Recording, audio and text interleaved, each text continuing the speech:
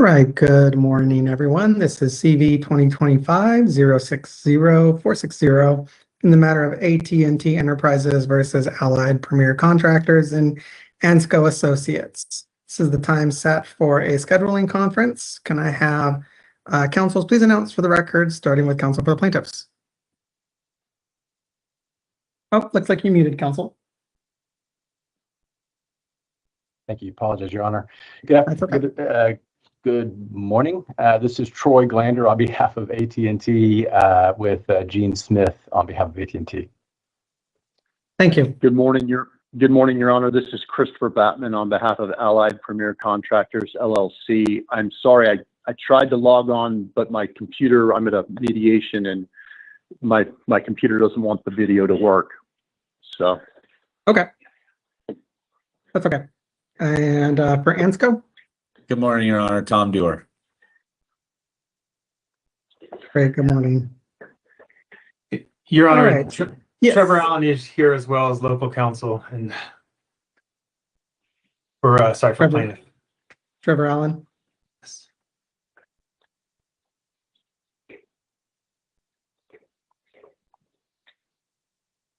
All right. Thank you.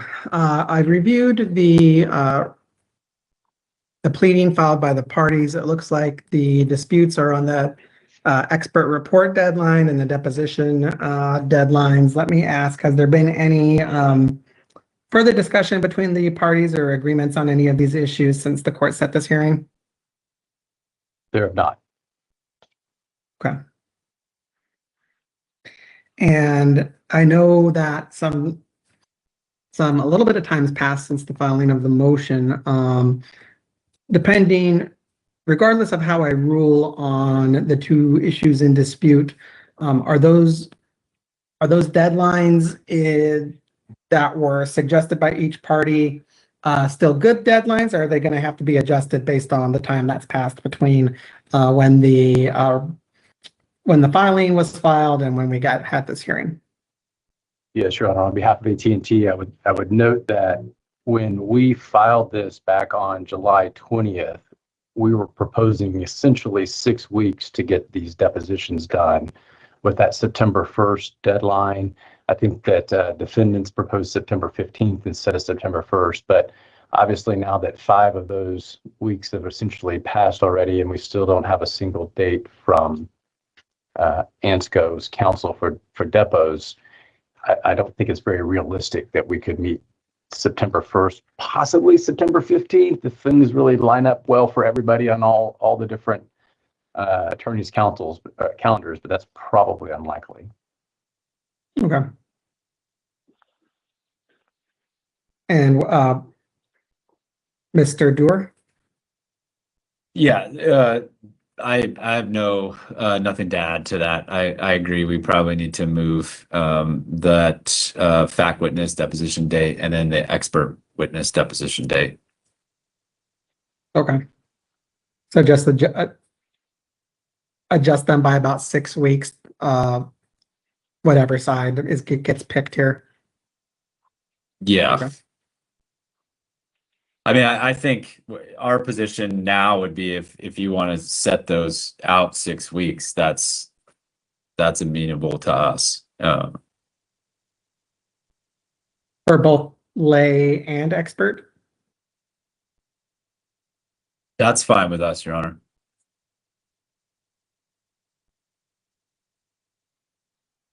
Mr. Glandner, if I were to set the lay and expert deadlines 6 weeks from today, is that agreeable with your client? It would not be agreeable just from the standpoint of, for the reasons stated, opposition to the expert deadlines getting extended at all. But if we're just talking about can it get done within those dates, then sure, absolutely. Okay.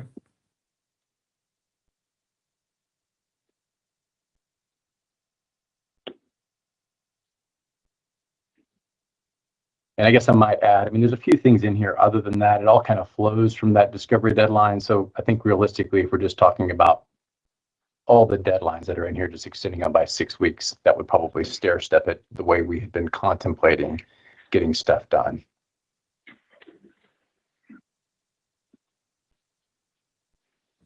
Okay.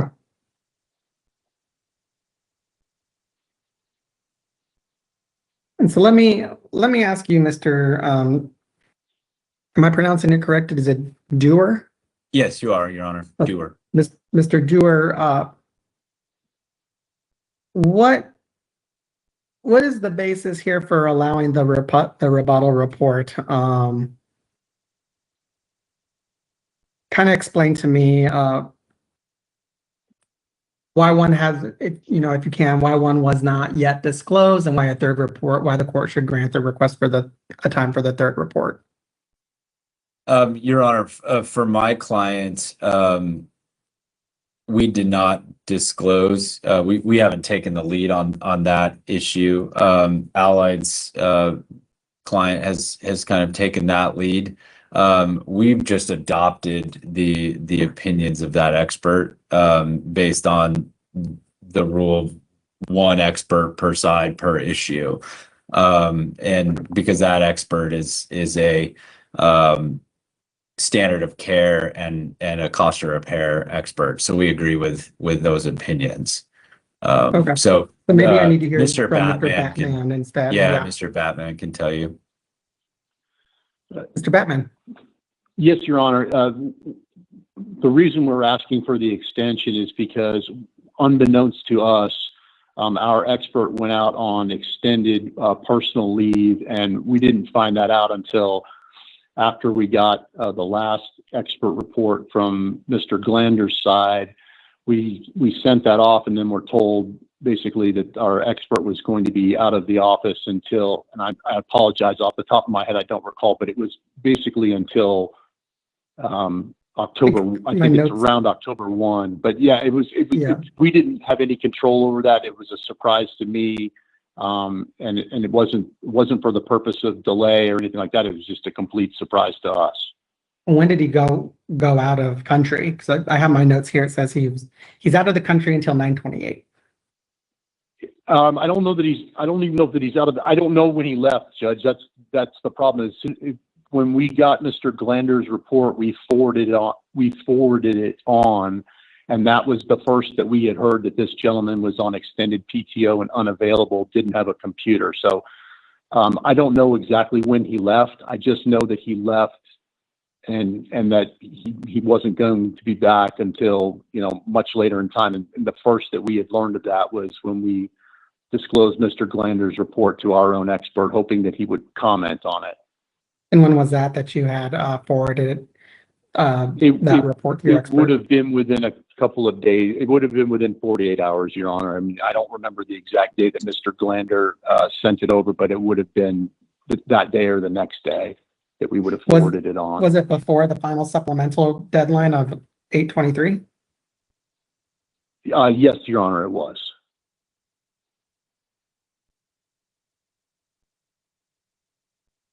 Mr. Glander, you were shaking your head. Do you know when you sent over that report to them? Yeah, I believe I sent it over on the 23rd, which is the deadline for both parties to send out their supplemental expert disclosures.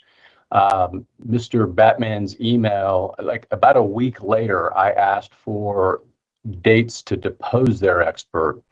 Mr. Batman responded that his office would contact the expert to try to get a hold of them to schedule dates. And then he sent me a follow-up email later saying that in response to them trying to simply schedule the dates, which this is a week after the deadline, they learned that he had been out of the office and was going to be out until late September or whatever.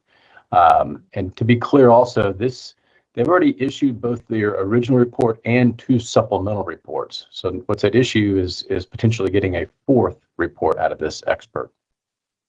There are 2 supplemental reports. Were they made before your expert report was issued, or? So the way it happened chronologically is I issued my expert report.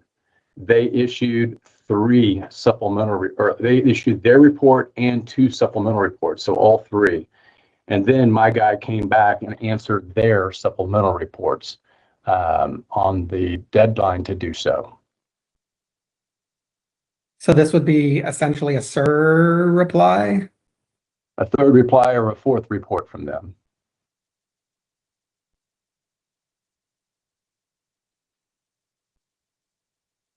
It would be a response to your expert's response to their report. Exactly. Okay.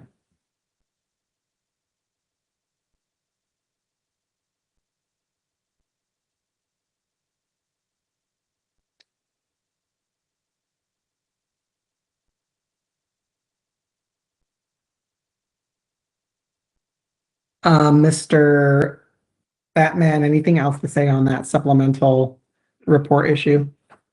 No, Your Honor, and I apologize for getting the dates wrong. I'm sure that Mr. Glender's recitation of the dates is correct. So if that's my mistake, I'm sorry for that. Okay.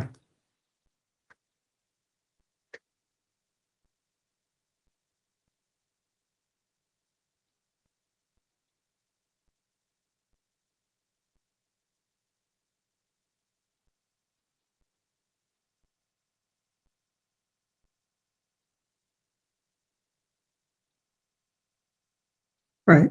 I'm going to deny the request to extend the time for the rebuttal reports.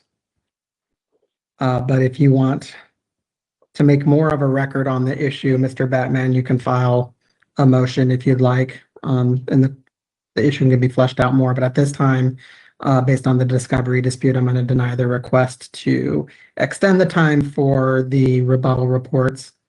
I'll order that the deposition deadlines will be 6 weeks from today. So that will be 31, 2, 1, 2, 3, 4, 5, 6. Is that the 5th of October? I think. Let me double check that math. 1, 2, 3, 4, 5. October 12th.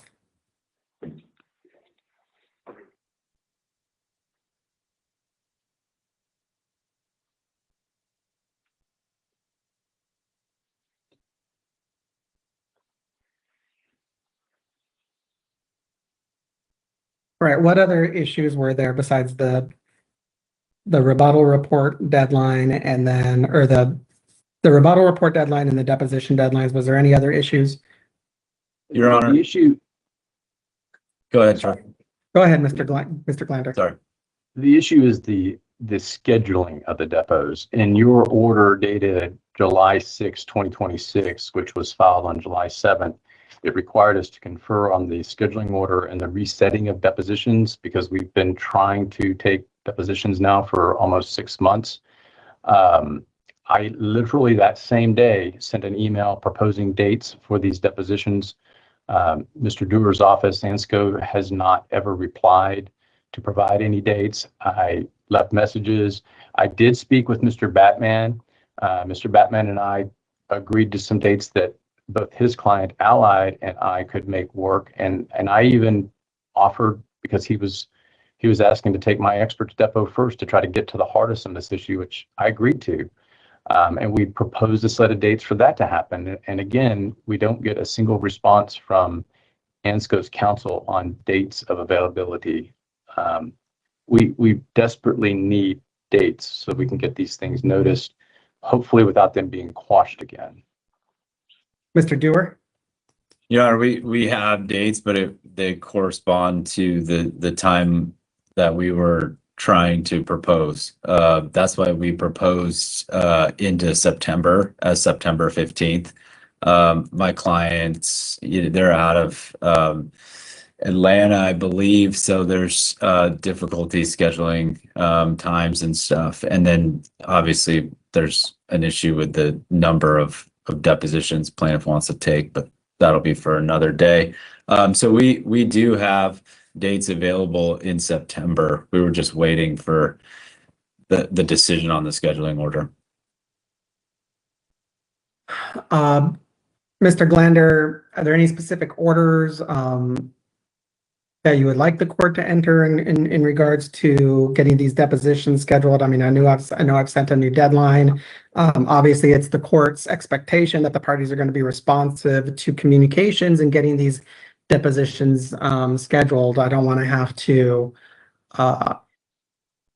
intervene here for non-responsiveness and then possible